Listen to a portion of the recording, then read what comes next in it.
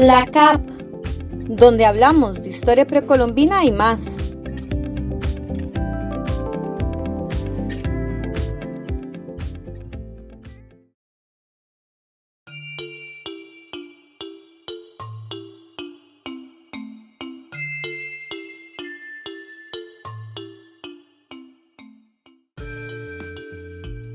Bienvenidos. Queremos agradecerles mucho por continuar escuchando los episodios de la CAP.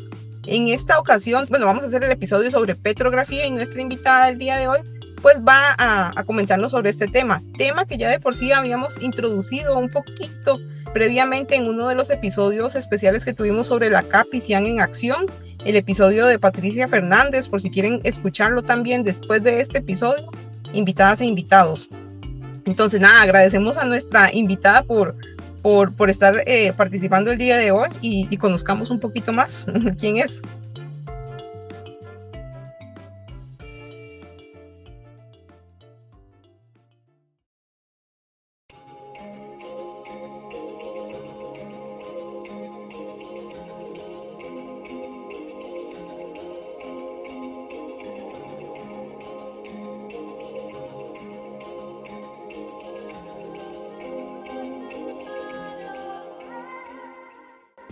Muy bien, María, vamos a presentar a la invitada. Camila Riera Soto es chilena, posee una licenciatura en Ciencias Geológicas de la Universidad Católica del Norte en Antofagasta, en Chile, junto con una maestría en Antropología con énfasis en Arqueología de la misma universidad, y ahora está cursando su doctorado en la Universidad de la Ciudad del Cabo, en Sudáfrica.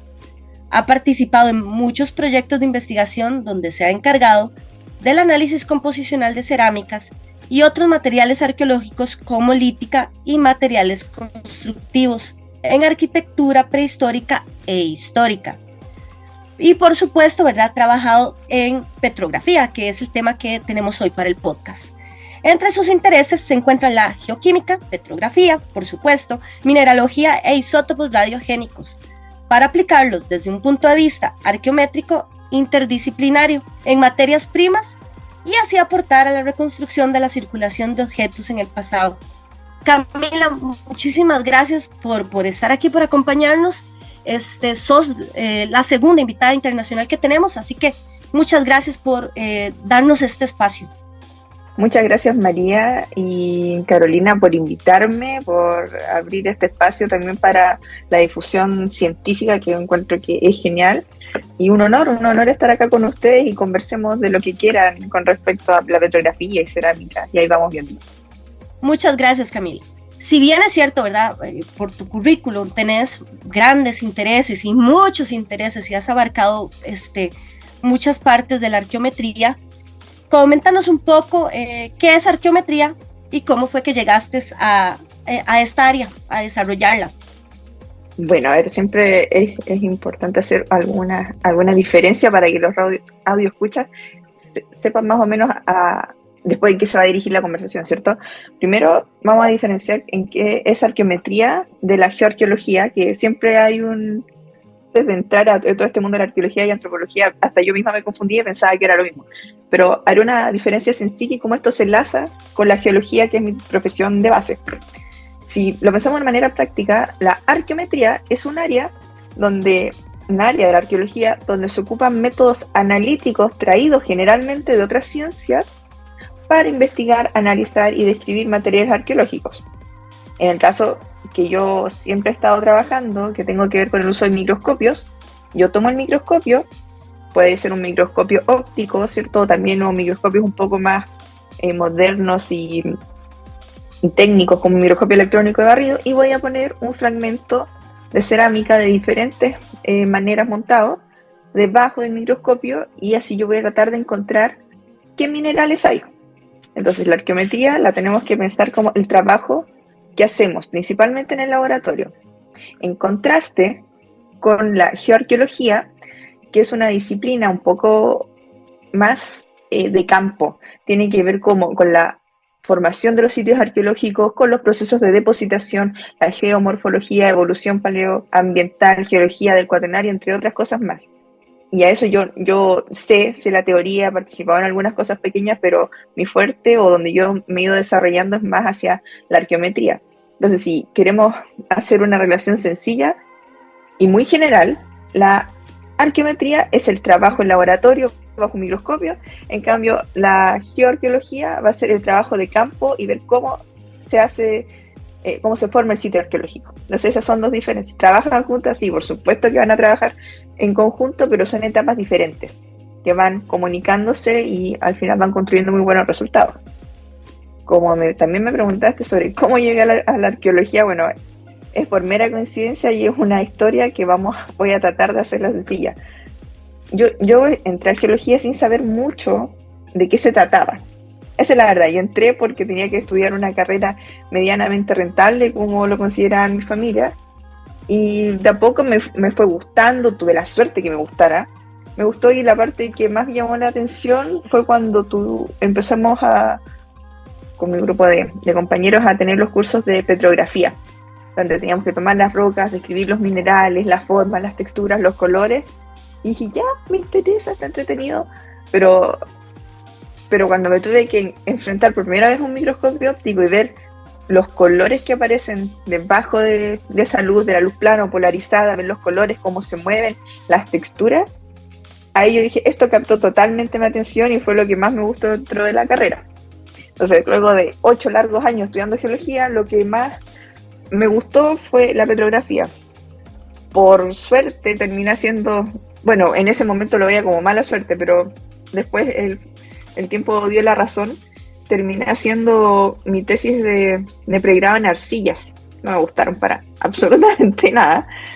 Y resulta que entre mi gusto por la petrografía y el conocimiento que tuve sobre las arcillas en mi tesis de pregrado, un profesor me preguntó si no me gustaría participar de una investigación con arqueólogos, que necesitaban a alguien que sacara fotos, que un trabajo más técnico, y como decimos en Chile, me llevaron engañada para la ciudad donde al final terminé haciendo mi magíster, y de suerte fue como, mira, ¿sabes qué? Hay un cupo, nos queda un cupo para empezar el máster este año, ¿te interesa? Y el tema de tesis sería análisis petrográfico de cerámica. Y dije, ya, vamos, porque al final era algo bastante parecido a lo que yo siempre quise estudiar, que quise estudiar historia. Una mezcla entre historia y arte, y imagínate, terminé estudiando geología. Así que cuando me enfrenté a estudiar cerámicas y tener que sentarme a estudiar algo sumamente diferente que tenía que ver más con la historia y con las ciencias sociales, me sentí muy cómoda. De hecho, hasta mis calificaciones fueron notablemente mejor que en el pregrado. Así que eso realmente fue una inyección de energía, y desde el 2016 que estoy trabajando con cerámicas, y se han ido incluyendo otros materiales en el camino, pero me queda ahí la petrografía.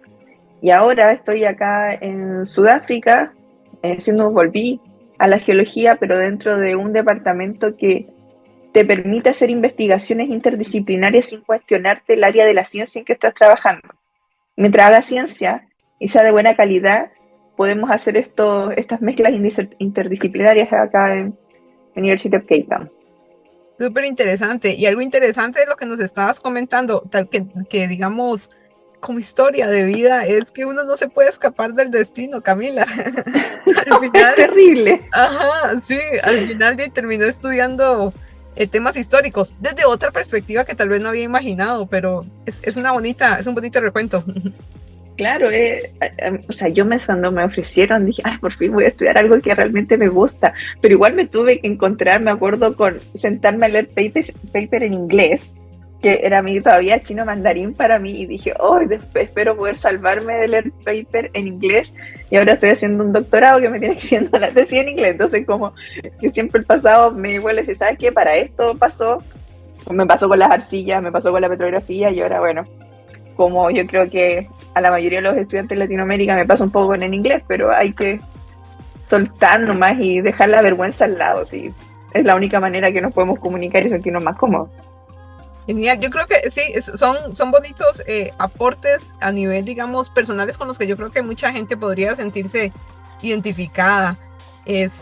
Pero bueno, también para ir invitando un poquito al tema que nos sienta el día de hoy a conversar, nos gustaría que tal vez si pudieras delimitar o conversar un poquito más respecto a la técnica que estamos hablando desde el inicio, la petrografía, que es una técnica que si bien tal vez en el caso costarricense podemos decir es una técnica que ha sido mucho más utilizada a nivel internacional que en lo que sería en el área de Costa Rica, que apenas empieza como a tomar fuerza, forma, interés.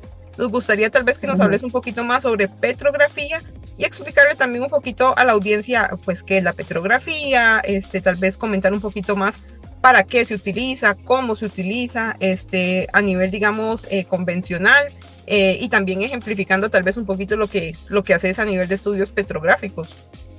Bueno, vamos para el contexto, porque cuando hablamos de petrografía en arqueología, primero debemos conocer qué es la petrografía dentro de la geología, que es el origen, ¿cierto? Entonces, dentro de la geología hay diferentes subdisciplinas para al final encontrar el origen de las rocas que dan el contexto al planeta Tierra donde vivimos. Una de esas subdisciplinas es la petrología, y dentro de la petrología existe una subdisciplina o una rama o un modo de investigar este origen, que es la petrografía. La petrografía es una herramienta básica que utilizamos los geólogos y es una de las primeras habilidades que tenemos que captar.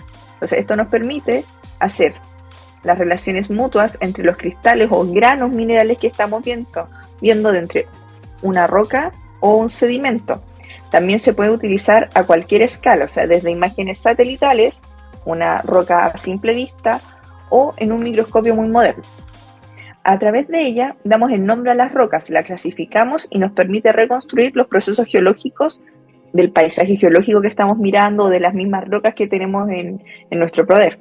Entonces, si volvemos a verlo de una manera sencilla, la petrografía es una herramienta de la petrología que nos ayuda a describir las rocas para armar un contexto mucho más regional o mucho mayor. Sin duda, como ya les contaba, esto fue lo que más me gustó y lo que me siento más cómoda, y tiene que ver para uno ir desarrollando pongámosle un nombre, una capacidad petrográfica, ¿cierto? Tienes que también tener capacidades creativas e interpretativas. Es súper importante porque nunca vas a tener una roca igual a otra, nunca, jamás. Todos se van a parecer mucho, quizás a simple vista luzcan igual, pero si uno se sienta detalladamente a mirar, no hay ningún plano de la roca que sea igual al otro. Entonces, por eso es súper importante que tu capacidad creativa de reconocimiento y de interpretación sean amplias, y eso solamente se va a mejorar solamente practicando y a diferentes escalas. Entonces, si uno tiene el conocimiento a diferentes escalas, por ejemplo, en una foto satelital a nosotros nos enseñan que cuando uno ve una red de drenaje más o menos cuadrada, estamos hablando de una roca que su petrografía debe ser muy dura, quizás un granito.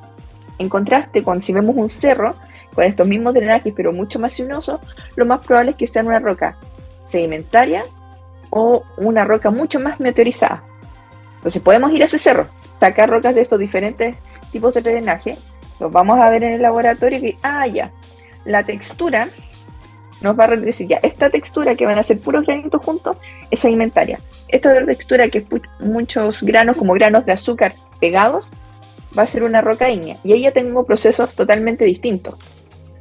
Y luego, si quiero saber mucho más, me siento con una lupa de campo a revisar qué minerales hay, qué textura hay, cómo se fabrica, cómo hay cierto, para llevarlo, cuando lean cosas de petrografía en arqueología, a veces te habla de la fábrica.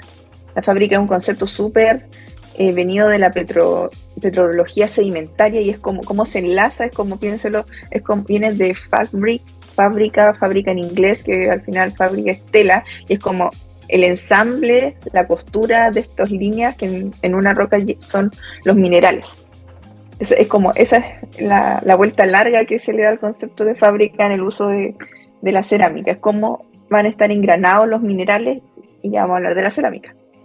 Entonces, al fin y al cabo, nosotros tenemos que ir pasando por diferentes etapas, por diferentes niveles de análisis petrográfico para tener un relato completo de la historia de la roca. Hay un muy buen corto, que yo siempre se los recomiendo a los participantes, a los colegas que han tenido clase conmigo, que busquen la historia de una roca.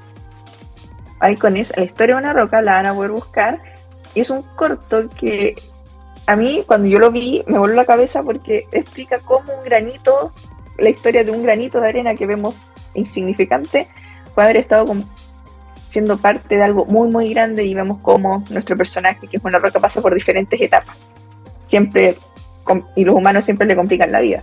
Entonces, al fin y al cabo, vamos a ser unos detectives que buscamos pistas para saber qué le pasó a la roca que tenemos en la mano. Entonces, teniendo eso en cuenta, los geólogos trataron de unificar, hace 2 siglos quizás más o menos, unificar todos los conceptos. Y ahí está la gran diferencia entre lo que podemos hacer en petrografía en geología y petrografía en arqueología. Lo que hicieron los geólogos, ¿cierto? Se juntaron todos y empezaron a construir sistemas de clasificación para los diferentes grandes grupos de las rocas,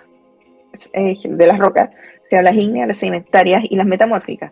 Entonces a nosotros nos pasa que si vamos al campo o estamos en un laboratorio con una roca en la mano y vemos que hay cuarzo, feldespato potásico, plagioclasa. Bueno, si vamos al campo, tomamos una roca y vemos que hay cuarzo, plagioclasa, feldespato potásico, y además tienen este engranaje como de granos de azúcar muy, muy duros que no podríamos pasar ni siquiera un cuchillo. Sabemos que se trata de una roca en específico. Supongamos granito. Yo no necesito podemos ser 3 geólogos de diferentes idiomas y no comprender el otro, y sabemos que esa textura, esos colores y esos minerales con esa forma y engranaje es un granito. Entonces, eso es lo que nos ayuda a los geólogos a tener un lenguaje en común, un lenguaje petrográfico común. En contraste, y ahí fue yo creo que mi mayor problema en un principio con la arqueología, es que no había sistemas de clasificación. Y yo venía totalmente de la geología pura y dura, y fue como, ¿cómo no va a haber sistemas de clasificación? Yo necesito a alguien que me diga cómo ordenar esto. Y resulta que no, después con los años va aprendiendo que, claro, la arqueometría ha ido tomando, ¿cierto? O las ciencias arqueológicas han ido tomando otras técnicas, otras metodologías de diferentes ciencias o subdisciplinas, las ha ido acomodando a su objeto de estudio, porque el objeto de estudio no va a responder a las leyes naturales o de las ciencias duras. Al final son objetos que conllevan procesos de selección, manipulación, circulación y manufactura que están lejos de cualquier sistema de clasificación. Entonces, cuando mi cabeza hizo ese clic, fue como, ya, perfecto. La manera que yo trato de explicar la petrografía cuando he trabajado con ella o con los propios otros estudiantes que he tenido, es como, debemos encontrar lo más específico petrográficamente en una cerámica, lo más reconocible, y cuando lo llevamos al papel, ponerlo lo más claro posible. Color, textura, tamaño, relaciones entre la matriz, los granos. ¿Por qué? Porque como hay tantos sistemas de clasificación de cerámicas como grupos de investigación, es mejor poner lo que vemos con un lenguaje sencillo que cualquier persona que lo lea lo pueda entender. Sea un arqueólogo, sea un geólogo, sea un antropólogo. Hablar como son las cosas y evitar un poco algunas texturas o nombres de textura, nombres de relaciones, que al final va a depender del grupo de investigación donde estás trabajando.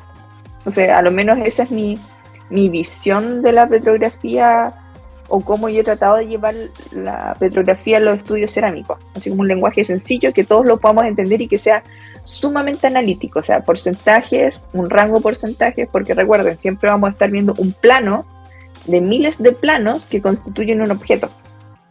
Entonces siempre hay que dar un rango, ver los colores que son súper importantes, las formas que son súper importantes, porque no sacamos nada con aplicar muchos métodos analíticos y ponerle muchos números y porcentajes y medidas, si no consideramos las características que el alfarero en su tiempo consideró, que era la textura decantada en el tamaño de sus granos, la forma de sus granos y el color de sus granos. Entonces, eso yo trato de no ponerle tanto número o tanta estadística a la petrografía. Yo sé que son corrientes y que pueden haber mejores, no sé si mejores, pero otros tipos de resultados, pero yo creo que debemos hacer algo sencillo, porque también pensarlo como alfarero, o sea, uno no está buscando el cuarzo específico que viene de tal roca, no. Hay ciertos colores, ciertos patrones, ciertos colores, ciertas texturas que calzan con el modo de hacer, con el hábitus de cada alfarero. al fin y al cabo. Bueno, eso creo yo. Camila, me parece súper interesante esto y creo que, digamos, ha venido, digamos, entrelazado con las líneas de uno de los episodios previos que tuvimos con invitados internacionales en esta interacción, en este campo de la interdisciplinaridad. ¿Cómo es que cuesta, digamos, como movernos en esto o adaptarnos en este campo de la interdisciplinaridad? Porque venimos con ciertas estructuras mentales, académicas, y que tenemos, digamos, que adaptar a la otra área, digamos, en la que queremos, pues, explorar, digamos, ver esas convergencias, ¿verdad?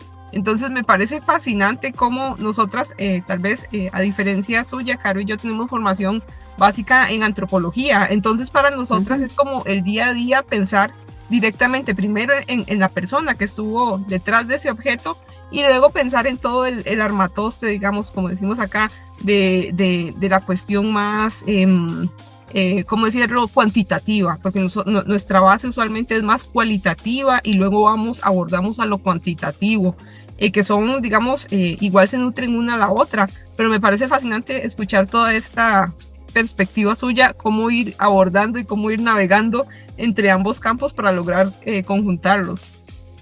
Yo esta visión un poco más amplia la he logrado, bueno, insisto, desde el 2016 que estoy trabajando en esto, y es como teniendo muchas conversaciones con mi profesor guía de Chile, Mauricio Uribe, que él me ha ido bajando, bueno, él también, gente que a mí me ha formado o me ha terminado de generar esta manera de pensar, Mauricio Uribe, Isabel Druck, France Hayachida, Félix Acuto, y de seguro también mucho Fernanda Falabella en Chile, gente que me ha entregado esa visión, como son puros arqueólogos, pero a mí me pasó que siempre siento que los geólogos nos olvidamos, o sea, estamos tan metidos en una roca que nos olvidamos que hay factores externos que también pueden afectar a nuestro objeto. Entonces, todos estos años ha sido masticar esta información, leer mucho, luchar contra el inglés, pero leer mucho y darme cuenta que, claro, no podemos y no podemos meterle tanto número. O sea, una máquina no nos va a entregar el radio de circulación de una persona. Al final, solamente son interpretaciones y yo tuve ha sido todos estos años de pensar siempre en la subjetividad y objetividad que pueden tener las técnicas analíticas. Entonces, hay estudios en que se basan mucho en una técnica analítica, o sea, logras sacar resultados, sin duda, siempre vas a tener resultados numéricos, pero la interpretación a veces se olvida que ese objeto, o esa casa, o ese sitio, estaba controlado por factores que no vas a poder meter en una máquina. Entonces, a mí siempre tengo muchas críticas en los congresos porque soy la geóloga que va a hablar un poco de materias primas y cosas más arqueológicas. Entonces, a mí en algunos congresos me han dicho, tu investigación no sirve para nada. O ¿qué haces acá? No, ya está todo dicho. Y es como mientras sigamos metiendo números sin lograr una interpretación correcta o una preparación de muestras correcta, siempre vamos a poder decir algo nuevo. Eso también es súper importante en el asunto de la arqueometría, que cuando llegamos, o sea, llega el arqueólogo o el antropólogo o el de ciencia social y le dicen que más o menos ocupa así una técnica, no se consideran los pros y los contras de la técnica. Y eso también, mi investigación, yo nunca he tratado, o sea, y tampoco no sé si trate como de resolver problemas muy grandes en esta vida, no está dentro de mí, pero a mí lo que sí me gusta trabajar mucho con la cuestión analítica, buscar primero en tener una correcta preparación de muestras. Por ejemplo, con la isotopía, debes tener una correcta preparación de muestras para que la muestra no te salga afectada. O sea, con mi profesor acá hicimos, o sea, ver si el martillazo de un fragmento, el metal del martillo le afecta a la muestra, si el papel le afecta a una muestra, tener todo eso controlado. Y tener un pequeño set de muestras de control que no, ¿sabes qué? No lo afecta. Ok, así podemos proseguir con lo que sigue y a ver qué nos da. Entonces, eso es cómo preparamos la muestra, qué consideramos. En el caso de la cerámica, yo por ahora solamente he podido trabajar con fragmentería, entonces como más o menos yo he aprendido cómo va la curvatura, debería ser más o menos la vasija, sí, ya voy a cortar por acá el corte, y es como y cruzar los dedos para que sea un corte que pueda ver la porosidad, la dirección de la porosidad. Si no, bueno, ya está, voy a poder sacar algo de la información. Entonces, es como cómo preparamos la muestra y luego también la interpretación de esos datos para mí ha sido como el eje de lo que he hecho estos años. Yo no sé si resuelvo problemas arqueológicos, o sea, no está dentro de mí. Pero si yo puedo hacer un aporte a mis colegas o a los mismos estudiantes, que cómo entender esto, empecemos cómo estamos trabajando con la preparación de muestra y cómo llegamos a la técnica analítica. Eso para nosotros es básico, y además, retomando el asunto de los números, yo no sé por qué piensan que los geólogos trabajamos con tantos números.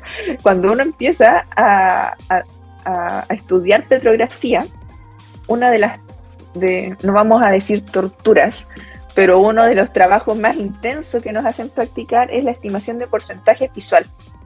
Entonces nosotros buscamos las cartas de estimación visual de Terry y Schillinger del 22, creo que es la referencia, que son círculos con porcentajes en blanco y negro, porcentaje. Entonces el negro en diferentes texturas, monitos, rayitas, es un 60%, o un 20%, o un 30%.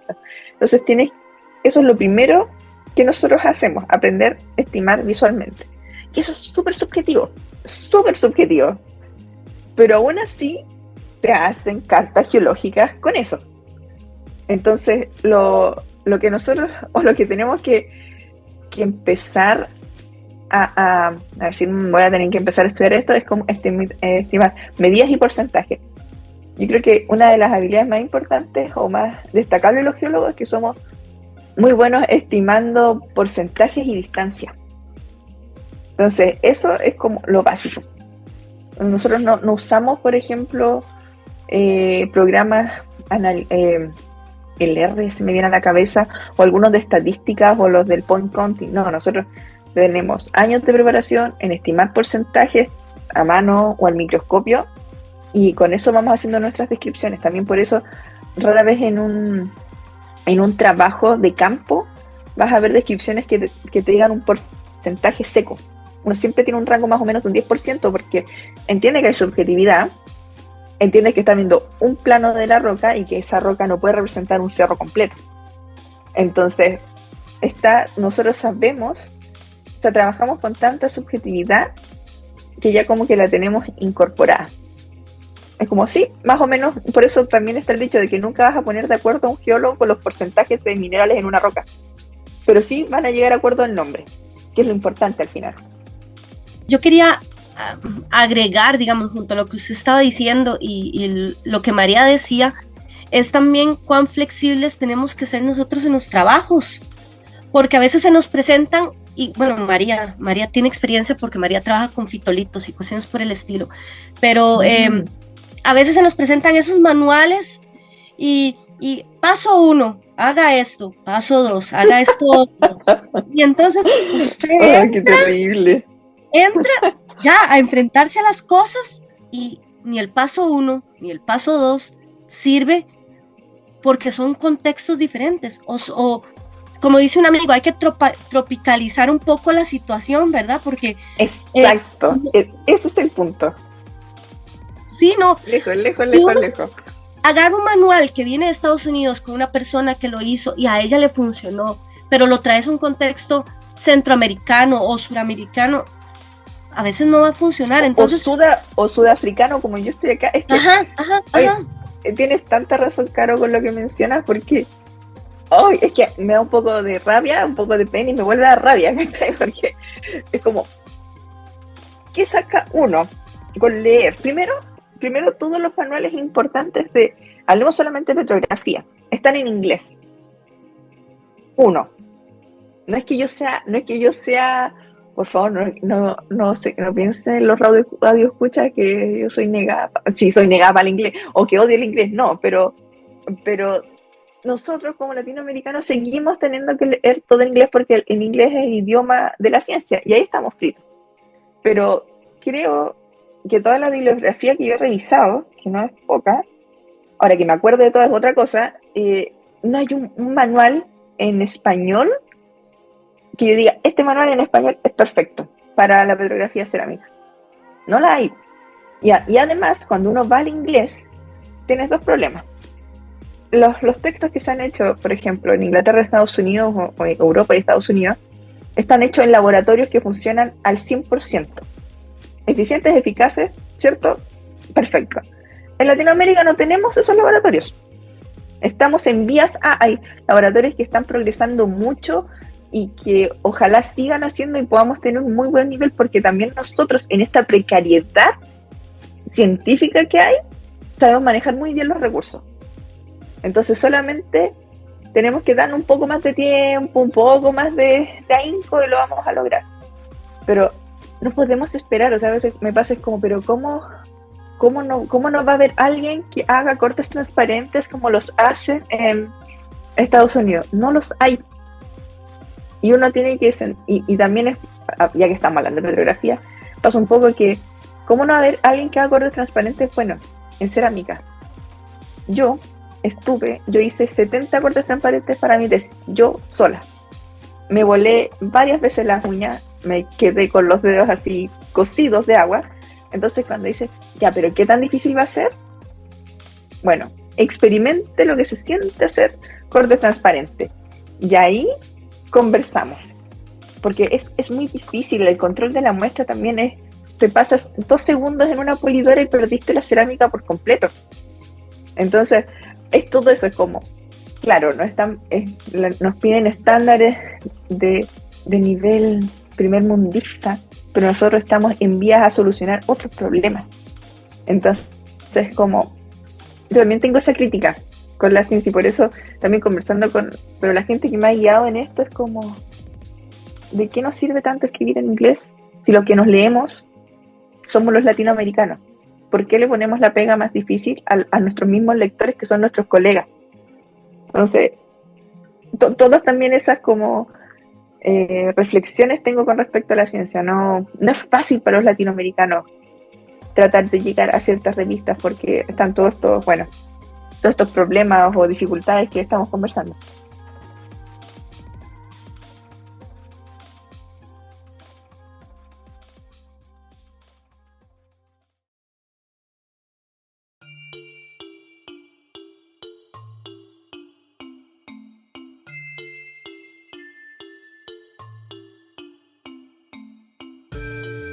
Hasta acá llega el episodio y esta fue solo la primera parte de nuestra conversación con Camila, de manera que desde ya les invitamos a que estén atentas y atentos a nuestro siguiente episodio en julio, en donde podrán escuchar la segunda parte y final de nuestro diálogo con Camila.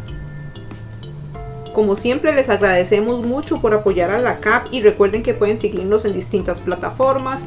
Estamos en Anchor, Spotify, Radio Public, Google Podcast y Apple Podcast.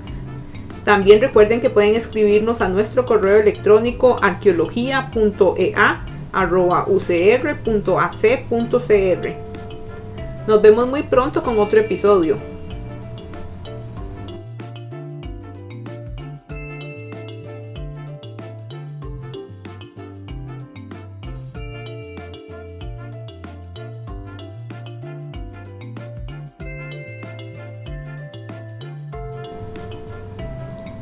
Guiones y edición a cargo de Carolina Cavallini Morales y María López Rojas. Música de Quetzal en el sitio web Free Music Archive. Agradecemos a nuestros colaboradores, el Centro de Investigaciones Antropológicas de la Universidad de Costa Rica y a Camila Riera Soto.